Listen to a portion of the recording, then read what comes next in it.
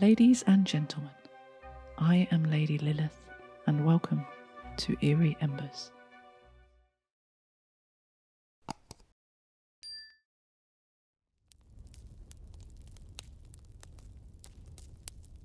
The ghost of Amy Robsart.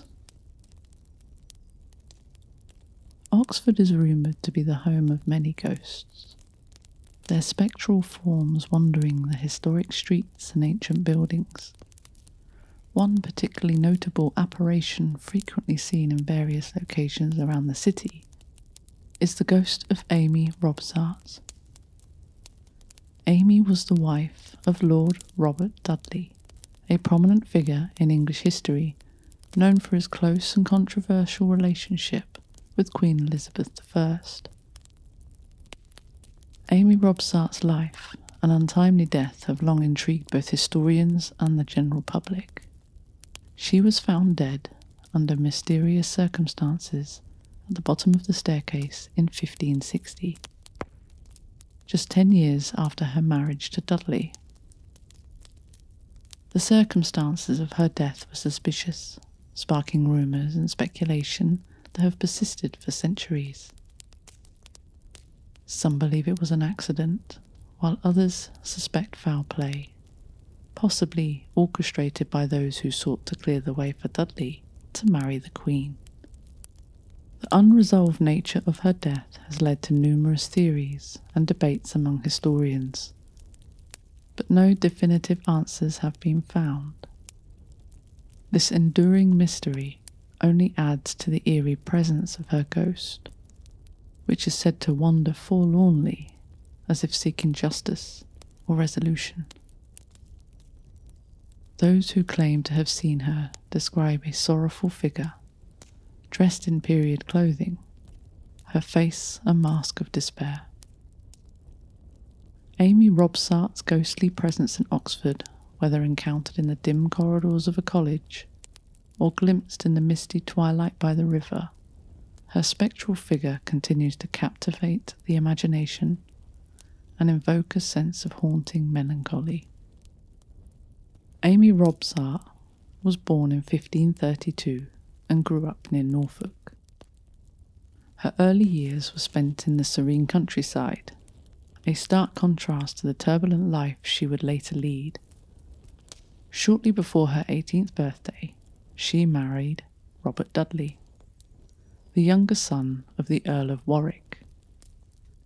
Their union is considered to have been a love match, a rarity in an era when marriages among the nobility were often arranged for political or economic gain. Robert Dudley's father, the Earl of Warwick, was one of the most influential men in the country, wielding significant power and influence in the royal courts.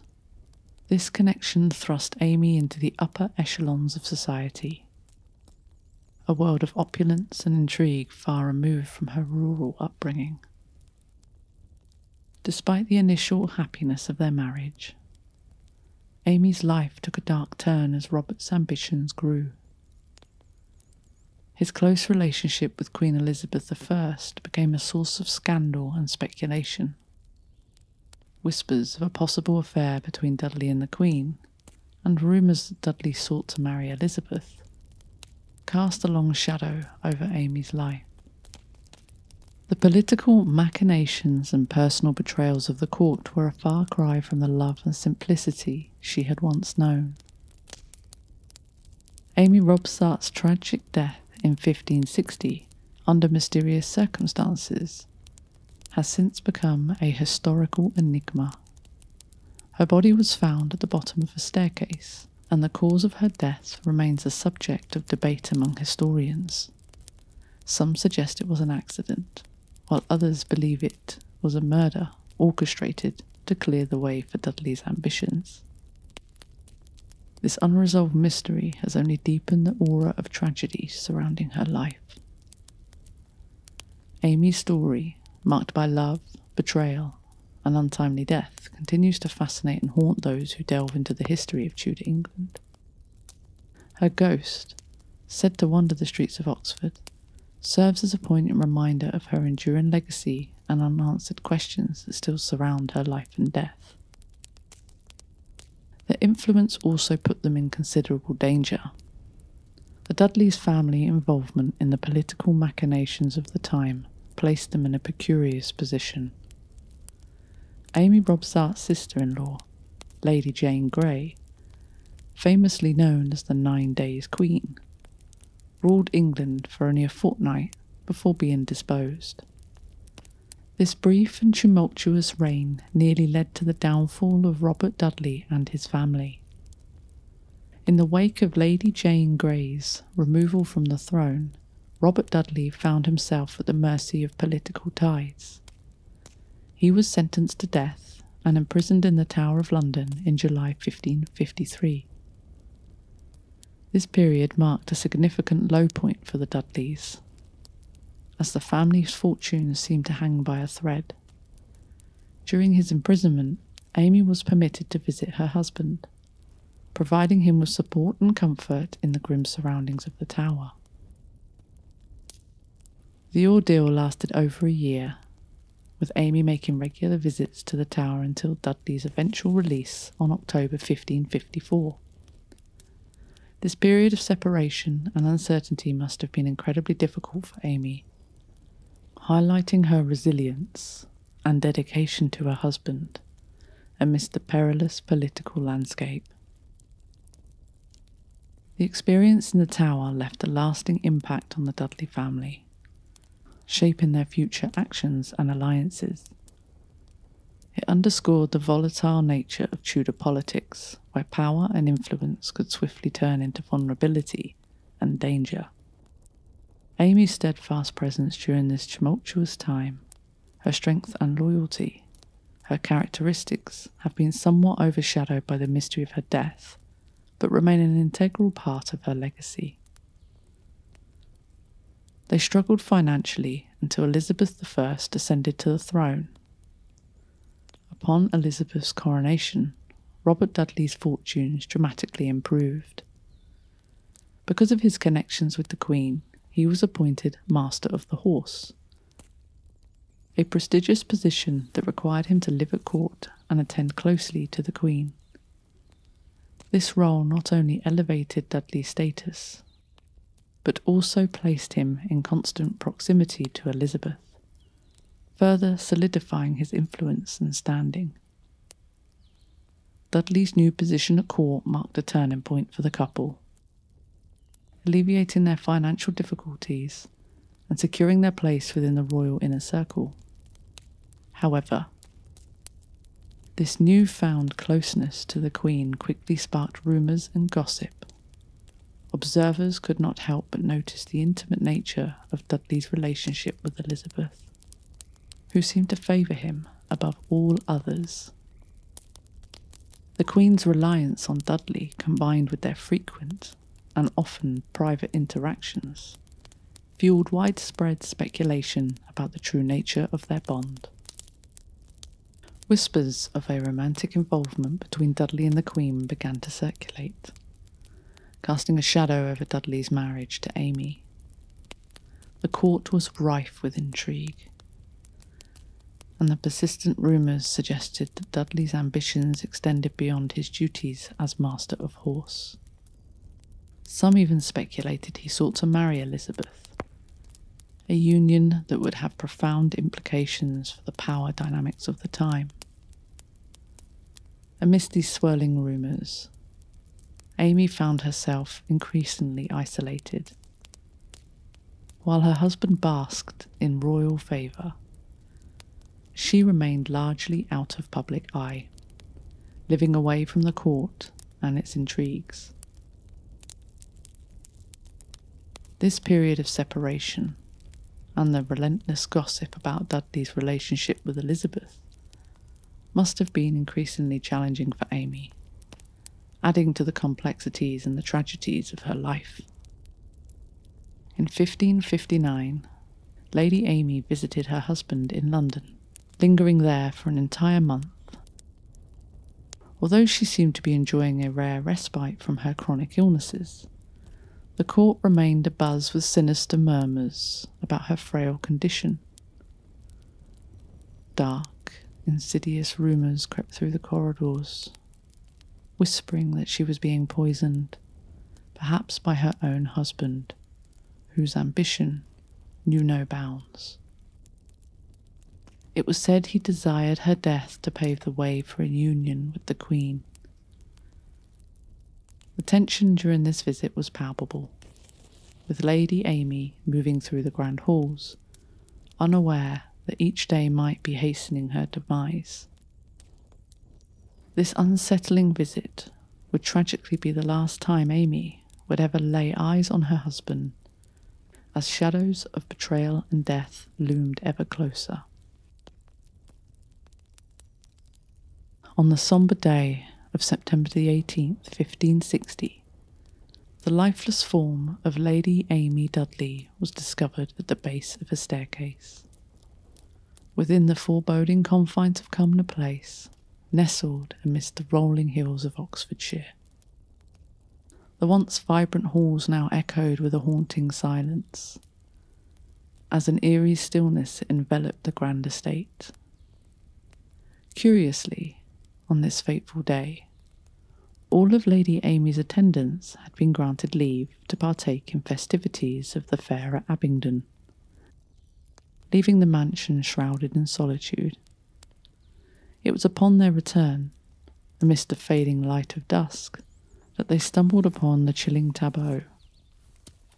Lady Amy, lying motionless and alone, her life cruelly extinguished. The air grew heavy with dread as the whispers of treachery and maliciousness swirled through the corridors, suggesting that Lady Amy's demise was not a result of a mere accident, but rather a sinister act of foul play. Thus began a macabre tale of suspicion and intrigue, as the shadow of death cast its long, menacing reach over the once glamorous Cumnor Place. Despite the official proclamation that no foul play had tainted the tragic demise of Lady Amy Dudley, a lingering sense of unease pervaded the air, refusing to be dispelled. Whispers of scepticism lingered like ghostly echoes in the corridors of power. Thus, as the sun dipped below the horizon and darkness descended upon Cumnor Place, a palpable pall of suspicion settled over the once grand estate, casting its majestic halls into shadow and obscuring the truths beneath layers of uncertainty. Despite the veneer of normalcy that sought to cloak the grim reality, the spectre of doubt loomed large, leaving Lady Amy Dudley's untimely demise enshrouded in the impenetrable veil of mystery. During this era, forensic knowledge was rudimentary at best, leaving investigators with scant evidence to ascertain the true nature of Lady Amy's demise. Accounts of the scene, notably the seemingly deliberate arrangement of her clothing, fueled suspicions of foul play. Despite Dudley's exoneration from any direct involvement, his adversaries within the court wasted no time in levying accusations against him, insinuating his complicity in Lady Amy's untimely end. Over the centuries, historians have engaged in fervent debate over the possibility of murder, with many speculating that Dudley wielded his influence to sway the outcome of the investigation. His conspicuous absence from Lady Amy's funeral in Oxford only served to further tarnish his already dubious reputation. A scandal enveloped him, rendering him an unsuitable suitor for the Queen. However, modern historians cast doubt on Dudley's culpability, pointing to the complexity of the political landscape and suggesting alternative theories. Some hypothesized that one of Dudley's rivals at court may have orchestrated Lady Amy's demise, aiming to sabotage Dudley's aspirations by framing him for the crime. In this tangled web of intrigue and suspicion, the truth remains elusive, obscured by the passage of time and the layers of intrigue that cloak the enduring mystery. Before her final rest at the University Church of St. Mary the Virgin, the earthly remains of Lady Amy were housed within the solemn confines of Gloucestershire Hall, now an integral part of Worcester College. Legends whisper that her ethereal presence lingers within the hollowed walls, particularly haunting the very common room where her lifeless form was believed to have been tenderly laid before the solemn procession to her eternal resting place. Within the quiet stillness of that sacred space, some claim to sense her spectral presence, a silent witness to the passage of time and the mysteries that still shroud her untimely departure from the realm of the living. Thus her memory endures, woven into the very fabric of the college's history, her spirit forever entwined with the echoes of the past that resonate within its halls. Sighting of Lady Amy's ghost at Cumnor Place struck fear into the hearts of the residents, casting a pall of terror over the once tranquil estate. Witnesses reported spine-chilling encounters, from eerie apparitions drifting through the moonlit corridors to blood-curdling screams echoing in the dead of night. Some spoke of menacing noises that seemed to emulate from the far walls themselves, while others claimed to have felt an icy chill in the air as the spirit of Lady Amy herself walked among them. As frequency of these terrifying occurrences escalated, so too did the sense of unease among the inhabitants of Cumnor Place. Objects were said to move on their own accord, propelled by an unseen force, while the air cracked with an energy that bespoke the presence of something malevolent and otherworldly. In the face of such relentless terror, the decision was made to abandon Cumnor Place, leaving behind the ghostly spectre of Lady Amy to haunt its empty halls. And so, the once grand estate stood as a solemn testament to the enduring power of the supernatural, its abandoned halls echoing with the whispers of the tragic history that refused to be forgotten.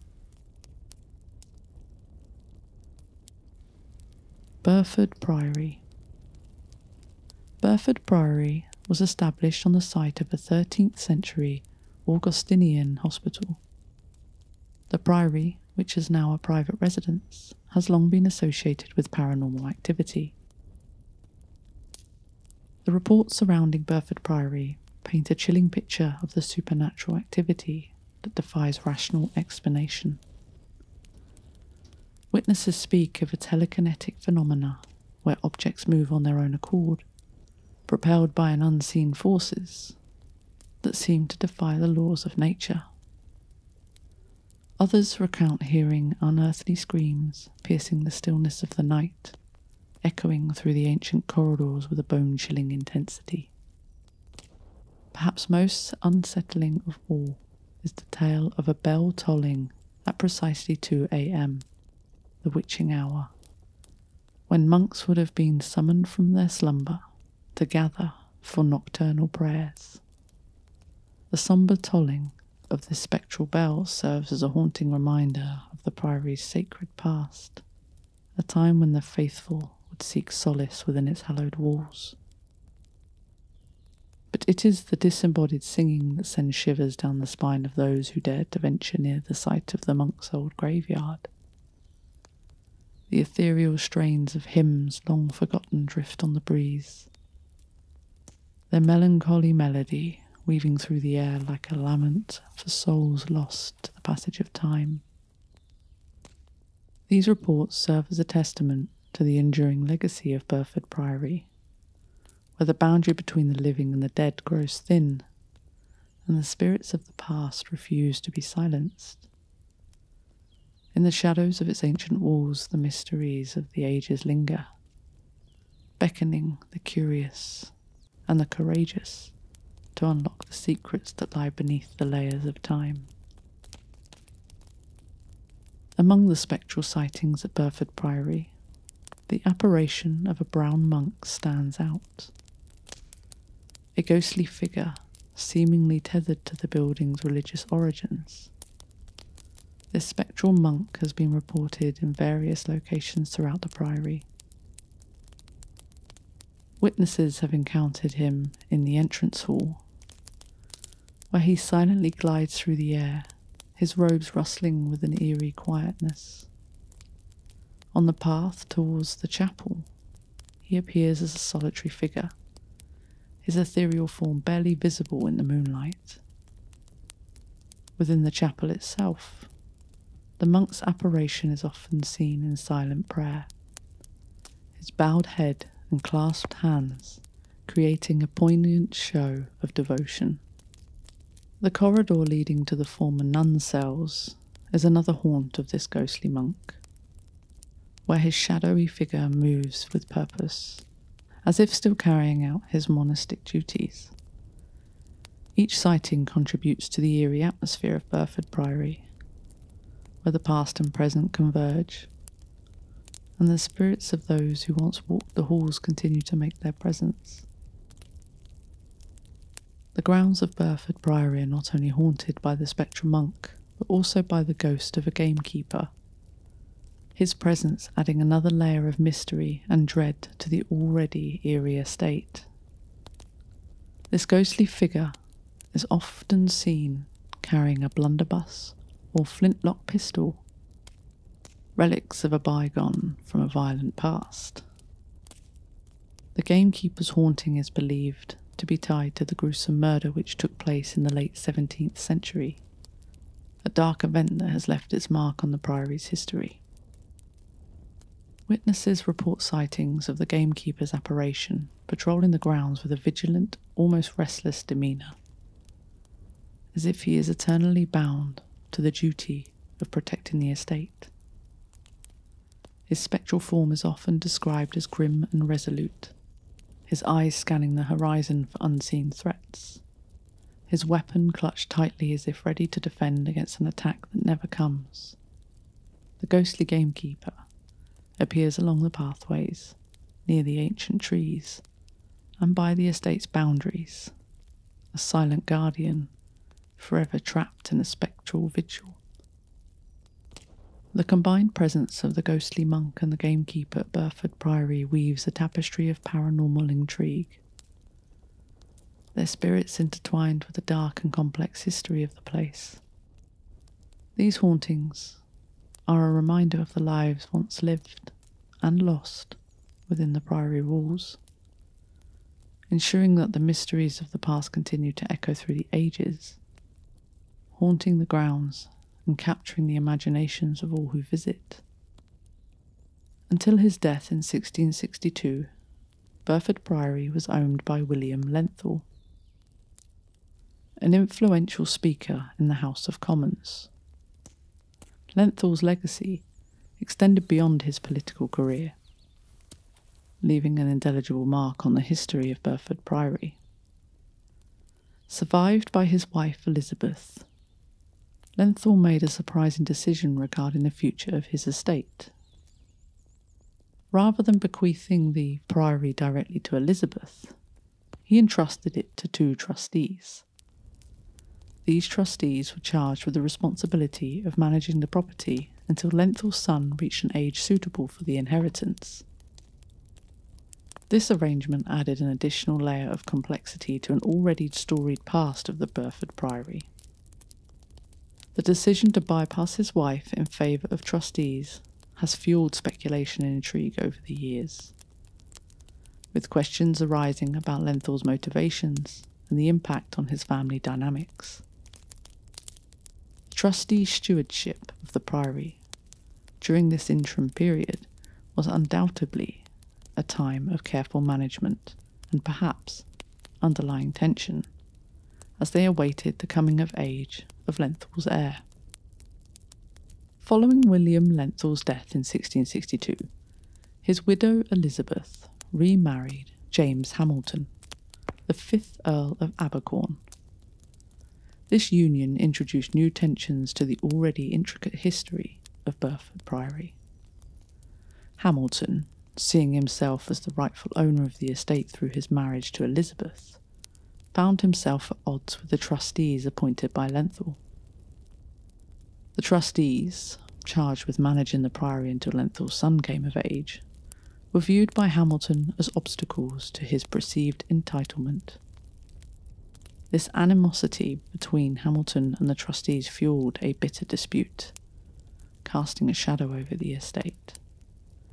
The tension was palpable as Hamilton challenged the trustees' authority, asserting his claims over the priory and striving to assert control.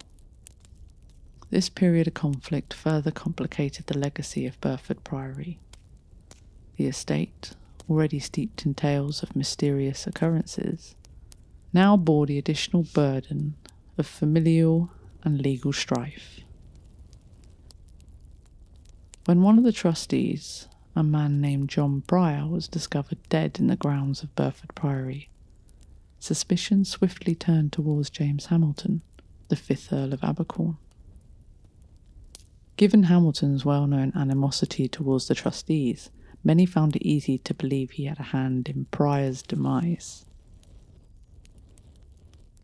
This ensuing trial was a spectacle, drawing the attention of both the local community and the broader circles of power.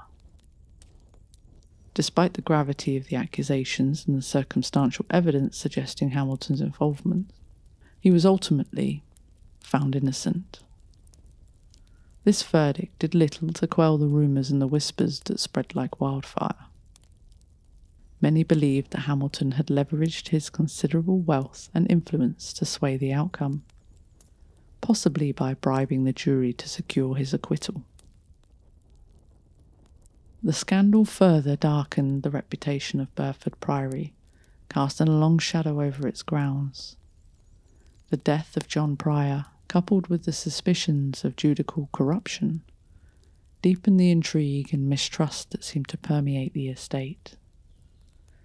Hamilton's alleged manipulation of the legal system underscored the lengths to which he might go to assert control over the priory. Following the acquittal of James Hamilton, the 5th Earl, for the murder of trustee John Prior, the blame was subsequently shifted to a local gamekeeper. This unfortunate individual was convicted on tenuous evidence and met a grim fate, hanged for the crime many believed he did not commit. According to Betty Puttick in the Oxfordshire Stories of the Supernatural, the ghost of the wrongly accused gamekeeper became a regular sight in the priory's vegetable garden. His restless spirit seemed unable to find peace, wandering the grounds as a spectral reminder of the injustice he suffered. For years, residents and visitors reported sightings of the ghostly gamekeeper, his sorrow presence haunting the estate. The haunting persisted until the resident nuns, moved by the tragic tale and seeking to bring peace to the tormented spirit, gathered to pray for his soul. Through their devoted prayers, it is said that the gamekeeper's ghost was finally able to find solace he sought in death, and the eerie sightings ceased. This story further entwines the supernatural with the storied history of Burford Priory. The haunting of the gamekeeper, his wrongful execution, and the subsequent spiritual intervention by the nuns contribute further to the legend and mystery that envelops the priory. The tale serves as a poignant reminder of the past injustices and the enduring power of faith and compassion to bring peace to even the most troubled souls.